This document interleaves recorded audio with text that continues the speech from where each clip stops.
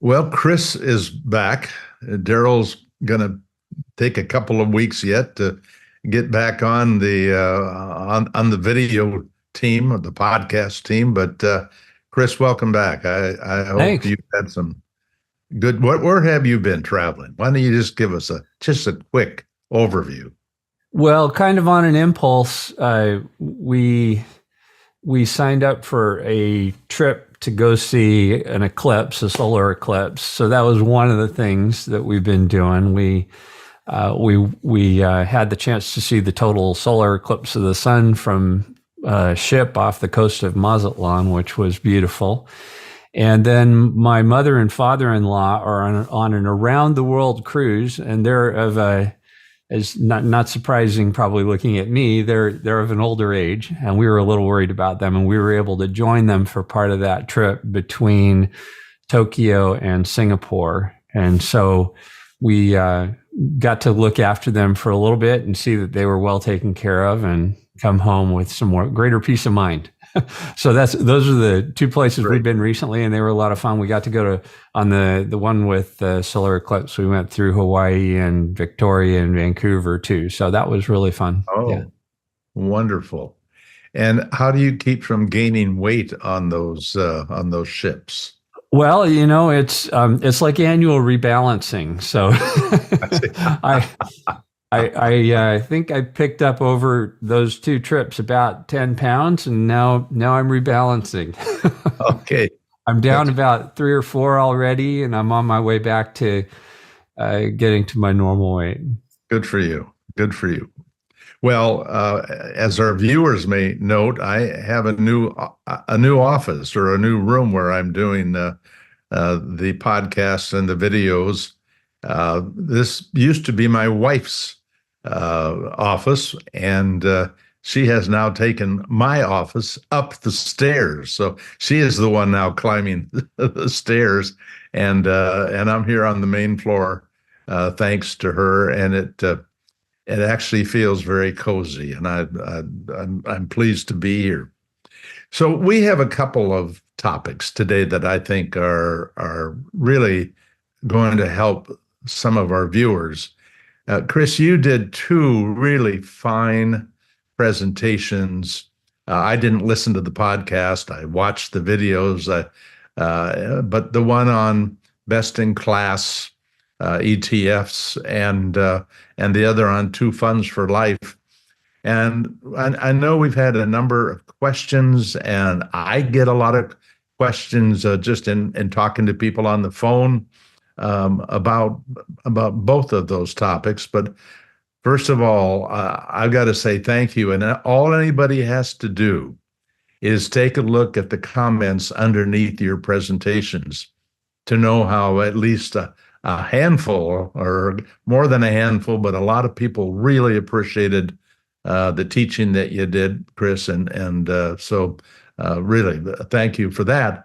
But I think there are some things that would be worthwhile kind of taking some time to walk through on each of them. And so I would like, if we can, to start the topic on the two funds for life, because I think that's the area where we're appealing to a lot of folks who don't want to have to dig into picking ETFs or mutual funds or the sort, but want to make it dirt simple, as simple as can be. And I had the pleasure this week of talking to about 60 doctors and other healthcare workers at Permanente medical office down in California. And it made me dig into another target date fund, which I'm anxious to share with you and to share with our folks who follow that work. So let's talk two funds for life. When you first came up with this idea back in 2017 or 18 and started working on it, the first strategy I thought was brilliant, and that was to determine the amount of small cap value in a portfolio that is going to be some combination for most people who follow it of small cap value and a target date fund. And the way that you put that together, you used a multiple of 1.5 times your age, and that would be how much you have in the target date fund and the balance in small cap value, which means if you were a 20-year-old, it means 30% is going to be in the target date fund conservatively, and the other 70% more aggressively in the small cap value fund. And then as you're 40 and 50 and 60, the 1.5 means you're holding less and less of the small cap value. Now, that was, I think, the first approach that you used. And it may have been uncomfortable for some people to have 70% or 60% or 50% of their money in small cap value, but that was the way it worked because you believed that when we're young, that it's okay to have that greater exposure to that small cap value, and when we're old, it's okay to have less. So then later you changed it. I mean, not only did you add the 10 and the 20% to the portfolio instead of doing the 1.5 times, but then for a while you used you added 1.5 times the years to retirement. So you've got basically three ways to manage this. Talk us through some of that history and how you came upon and how you modified, and now kind of where you feel is the sweet spot for the two funds for life. Yeah, you're bringing up all my dirty laundry. If I knew the end from the beginning, it would have helped probably many of our students and me in writing the book and everything else. The starting point you and I collaborated on, and I still like it as a starting point. When I wrote the book, I tested a much wider range of possibilities, and I learned some things. I mean, it took a good year or two of research in writing the book, and we discovered some things along the way, and we also acknowledged some things along the way. Perhaps the biggest thing to acknowledge is that not everybody retires at 65. If you're a FIRE person, financial independence, retire early, maybe your retirement date is 50, maybe it's 40. So having the 1.5 times age so that you get to the mature point in the target date fund, its retirement date, and you drive the small cap value to zero around that date at age 65 doesn't work for everyone. But if you use retirement age instead as a multiplier, and you do 1.5 times years to retirement in the target date fund, so you kind of flip it around, now that works for people regardless of their retirement date. So that was part of it, was just acknowledging that not everybody's going to retire at 65. But as I ran the back tests, one of the things you find is that increased allocation in the early years doesn't make as big a difference as you might think, because you have $0 or a few dollars. Yeah. And so that kind of leads you down the path of, well, maybe you want to have an allocation that's greater in the later years in retirement. And when you test that, you find out that actually improves the safe withdrawal rate, which is that's a good thing for retirees. It's actually, although they may experience deeper drawdowns and greater fluctuations in the balance of their account, at least historically, would have been more resilient because it's more diversified. Mm-hmm. And then so that led us to consider the very aggressive approach we have in the book, where you have a multiplier, and we actually have a higher multiplier, 2.5 times age or times years to retirement, with a 20% floor, so that you keep some in retirement. And then, if you really think about it, all of the other portfolios we have are half in small and half in value. So you could go half in the target date fund and half in small cap value, and you wouldn't be any more aggressively tilted to small in value than we are in the rest of the portfolios we recommend. And so that's an interesting thought, is just that maybe we're being too conservative in how we're nudging people. And then the final piece is, I really, really, really like to get to a point where Daryl includes something to do with two funds for life. And to do that, you have to think of it as a constant allocation. So, this idea that you would add 10% of small cap value and hold it throughout, or 20%. We included that in the book, but you could also add this scenario of 30%, 40%, 50%. And that's what I've put in the fine tuning table that is now available in the portfolio configurator. And I think those have this advantage that they're simple and easy to understand. Yeah. And if I was to go back to the beginning of all of this work and think about it, that's probably the piece that concerns me the most, is that a lot of it is too complicated for people to easily understand. Now, we have really dedicated, smart people who follow our work who are doing it just fine. And I compliment them. That's great. And especially if it's working for them. But I think that a broader audience would probably need something simpler. And that's where I like this idea of just the fixed fine tuning allocation table that you can look at. And I'll pull that up. That would be great. Thank you. Yeah. Okay.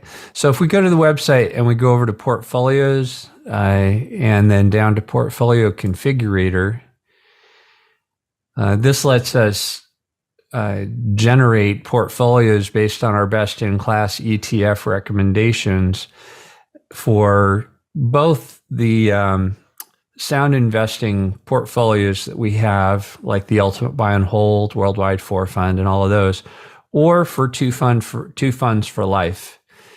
And in addition, I have here a two funds for life fine tuning tab over on the left hand side. And if we click that, you can see for a variety of combinations of small cap value and target date fund down the left hand side, we've characterized at different points in the glide path, very early, say for like a 2050, 2065 target date fund, to, all the way through to retirement, where you're 0 years to retirement, like a 2025 target date fund, or all the way into retirement, like a 2015 target date fund.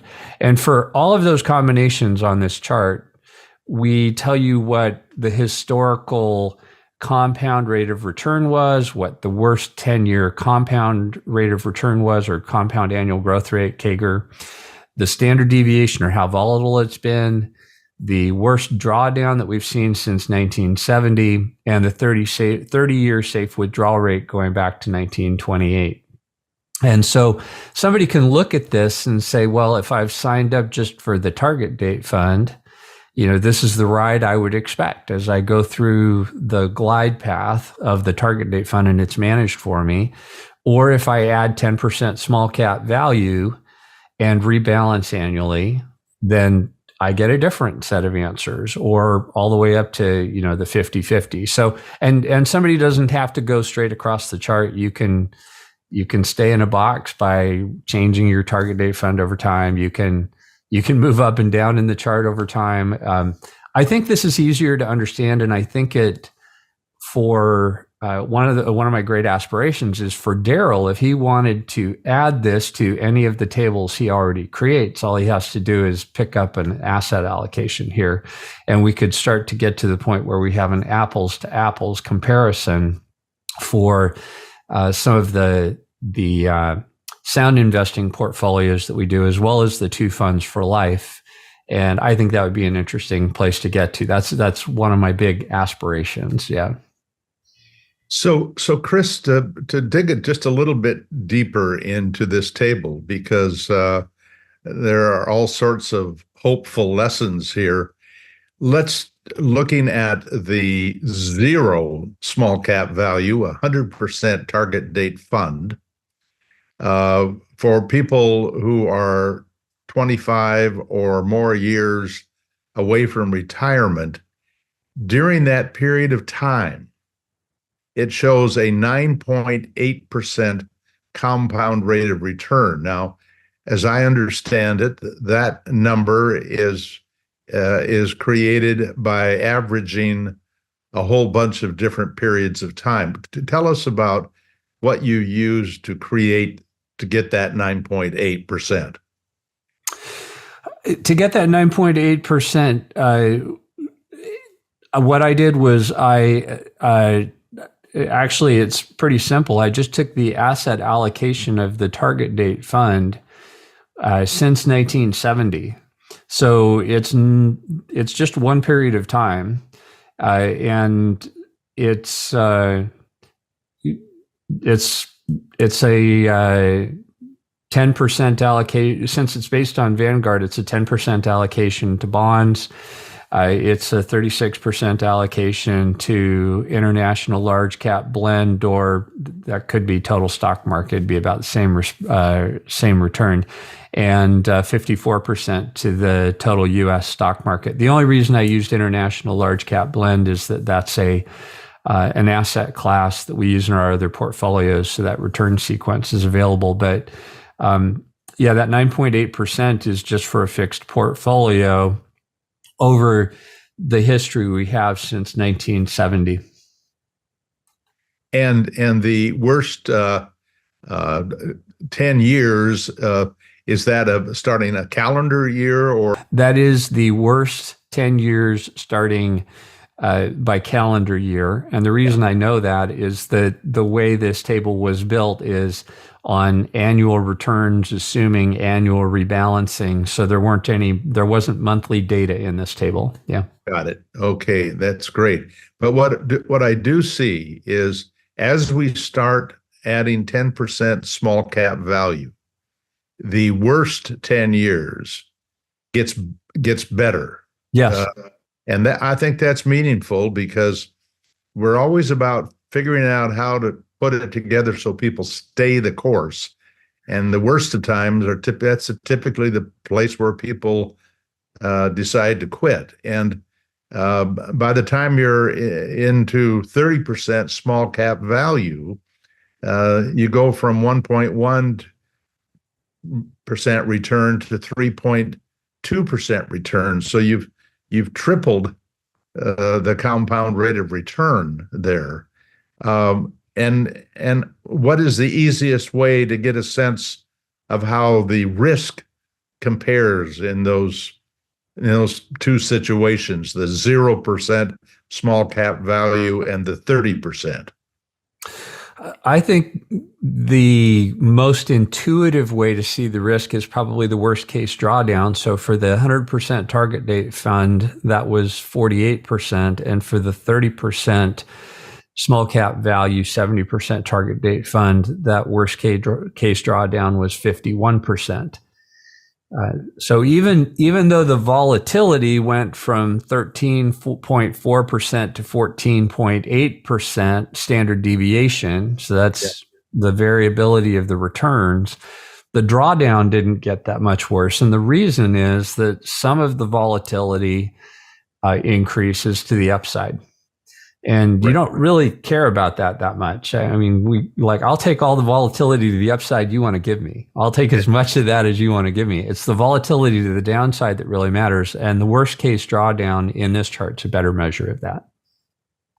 And we did a study a fine tuning table where we compared all the different combinations of small cap value and S&P 500 in 10% increments.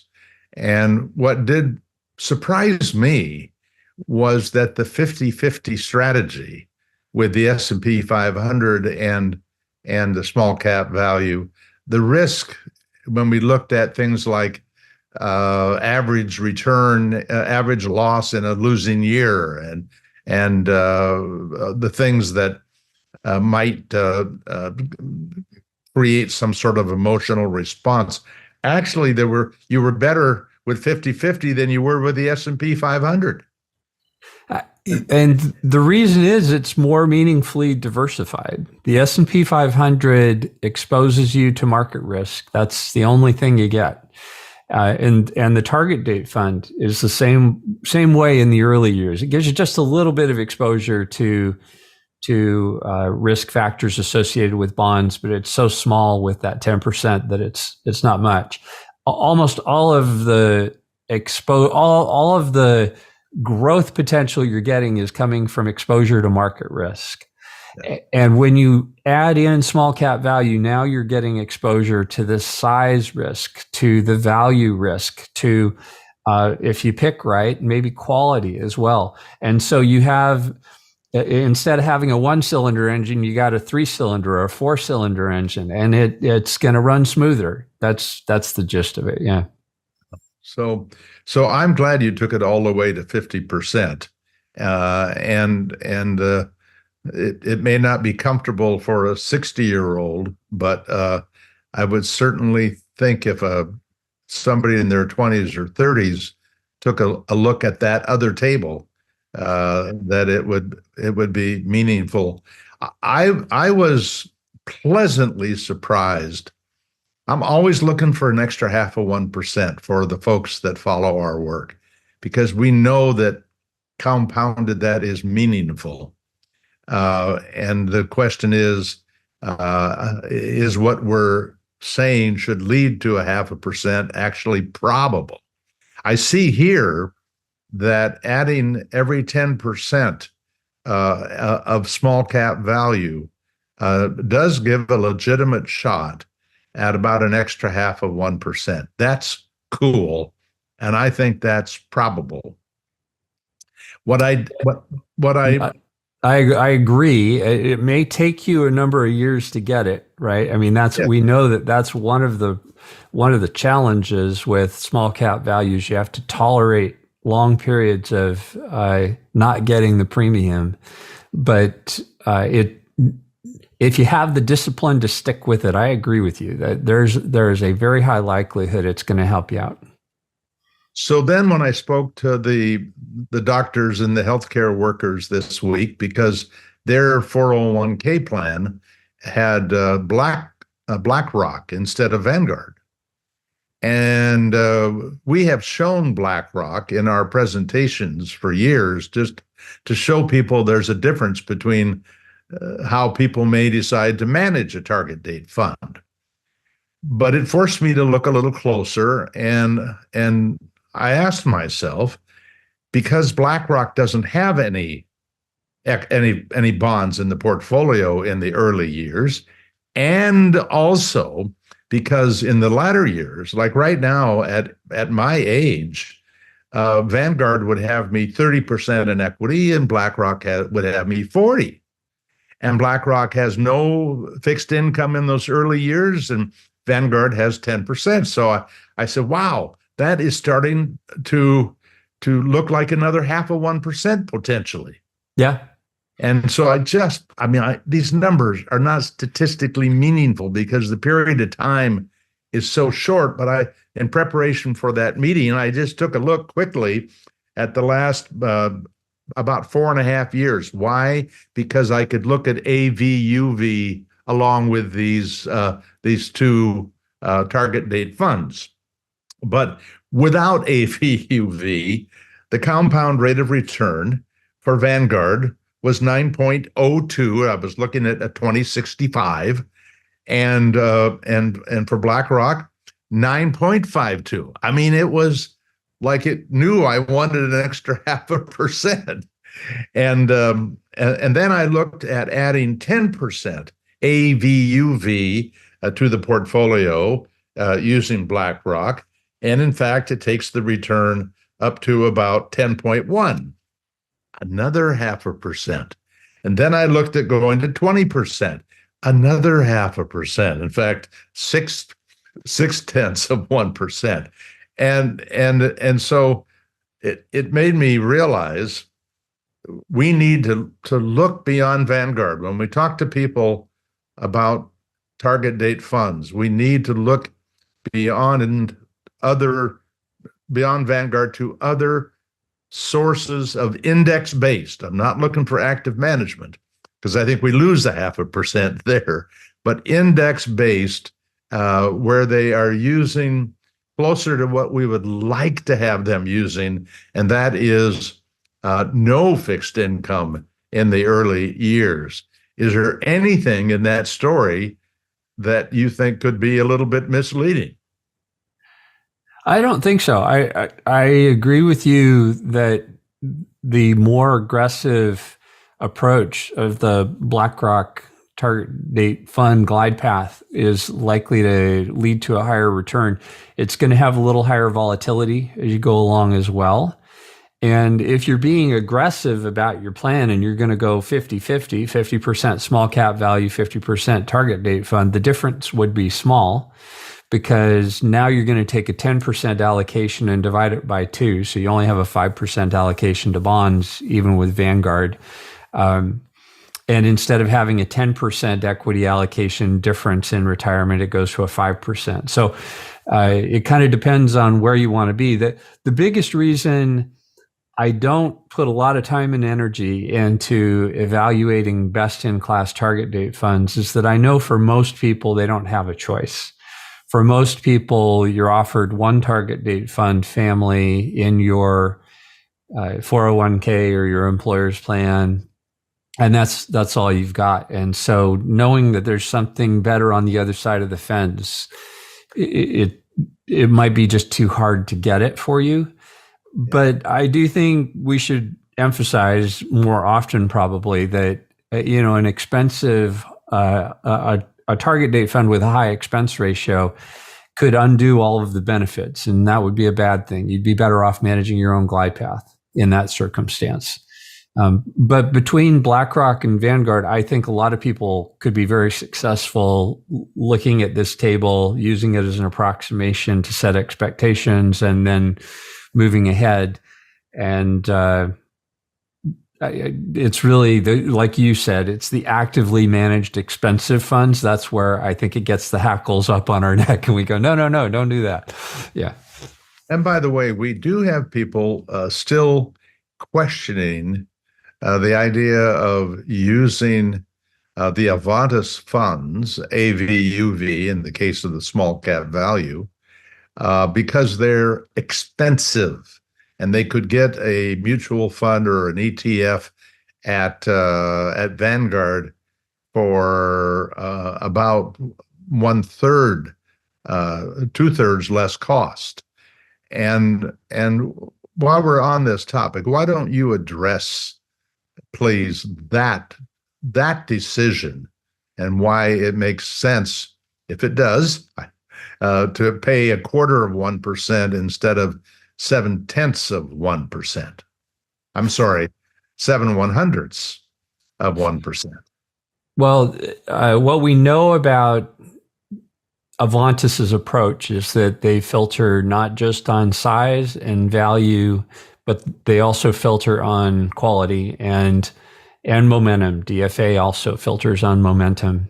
And we know that historically, momentum and quality have both been worth several percentage points. We'll just leave it at 3-ish percentage points or more. And I'm underestimating by a lot. I think quality is actually closer to 5 and momentum might be 5 or 6. So let's just say for a second, though, that they're worth 3 percentage points each. And let's say that in both cases, you only get 1/4 of that 3 percentage points. Mm-hmm. Okay, well, 1/4 of 3 is 0.75%. And if you get them both, that's 1.5%. So is it worth paying 0.25% in an expense ratio to get potentially another 1.5% in return? That's the gist of what what we do when we analyze the best in class ETFs is we look at how much exposure do you get to these different risk factors that have a historical track record of generating returns, not just in the US, but internationally, globally, across markets, across asset classes. And how much more of it do you get relative to what you pay? And if it looks like what you get is worth more than what you pay, then that starts to look like a good investment. So yeah, you could get a cheaper fund, but I think you would give up this potential return and diversification. So that's the other thing we know is if you have a portfolio that has exposure to more of these risk factors, it's going to deliver more consistently over time. Where if you have a portfolio that's only firing on one cylinder, going back to my engine analogy, just market in size or market in size and value, it's going to be less consistent in delivering those returns. At least it has been in the past. There's no guarantees in the future, but in the past, over long periods of time, it seems like you're better off having exposure to a wider range of these. And so I feel very comfortable with that 1/4% that it's money well spent. That's great. And a lot of these people in their 401k they have target date funds, but they don't have small cap value. And when we do find small cap value, they're very often actively managed small cap value because some manager did better than the index, and that qualifies to them to be best in class when the trustees pick it. And of course, we'd rather have them going into an index fund. But so what they end up doing is having to find that small cap value, maybe in an IRA, maybe a regular IRA, maybe a Roth IRA. Becomes a little more complex to try to manage. But how do you feel, and I don't know what you could say about expected additional return, but if somebody is building that so it's hard to rebalance, and that they basically, other than maybe what they put in could be used as a way of rebalancing, I suspect. But just the idea that one might be putting away 10% or 20% a year through a Roth and just let it go, don't rebalance. The implications of that over a long period of time would look like what, Chris? Well, just to clarify, when you say putting 10% or 20% into the Roth, I think what you're saying is 10 or 20% of their total retirement savings, right? So yes, I've thought often that, if somebody's saving 10% towards retirement, a dime out of every dollar, now you're talking about putting one or two of the pennies out of the dime into the Roth IRA or the traditional IRA. So the way I think it would likely play out is that either it's going to underperform or outperform, and in any given year, that's a flip of a coin.